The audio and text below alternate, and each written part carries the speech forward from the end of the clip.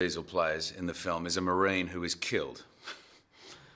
Pretty much straight up he's killed. And the organisation that my company has, Dr. Emil Harting has, brings in wounded, injured, dead soldiers and does what they can to repair them, improve them, etc.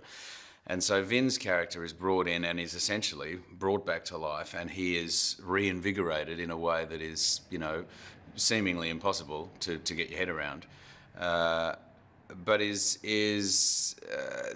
is new technology that is implanted into this man, and he is now sort of superhuman, essentially.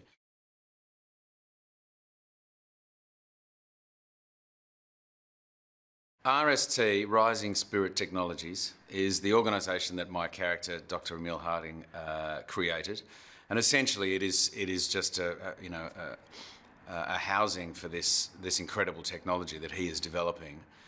He has a number of soldiers with him that are part of his kind of team that are all that have been wounded, injured, etc. So Eiza Gonzalez plays KT, who, you know, her character is sort of experienced an injury of her respiratory system.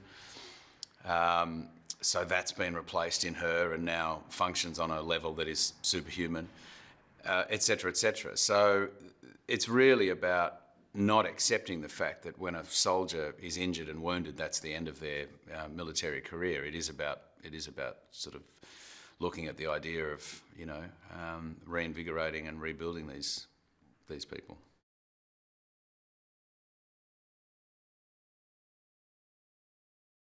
Chainsaw's the little sort of offshoot gang of soldiers that we see through the film,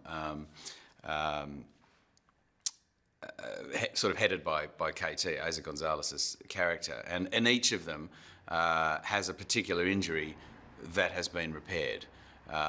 So Dalton is, you know, he's lost his legs through an IED, and they've been replaced, and now he has superhuman powers based on what he's capable of doing with his legs.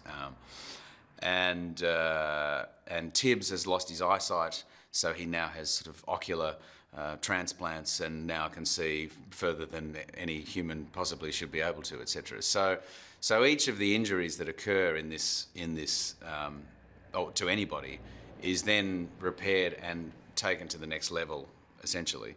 And Chainsaw, you know, they're the little posse of Harting's, you know, team that work for him, essentially. Because obviously when they're there, it isn't just about repairing these soldiers and saying, right, off you go. There are various missions that need to be achieved as well. There are various sort of objectives, and these are the team that work for him that sort of go out and do these missions as well.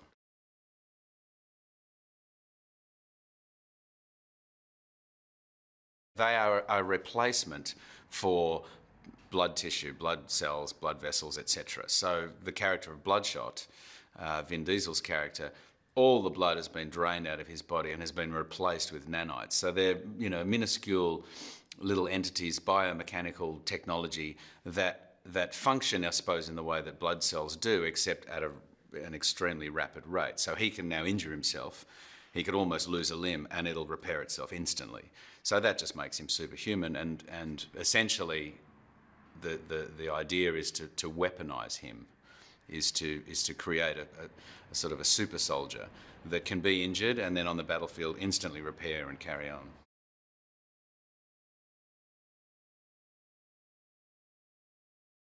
You have someone at the centre of the story, Vin's character, who is a hero who's made an incredible sacrifice in a totally seemingly justifiable way in military combat.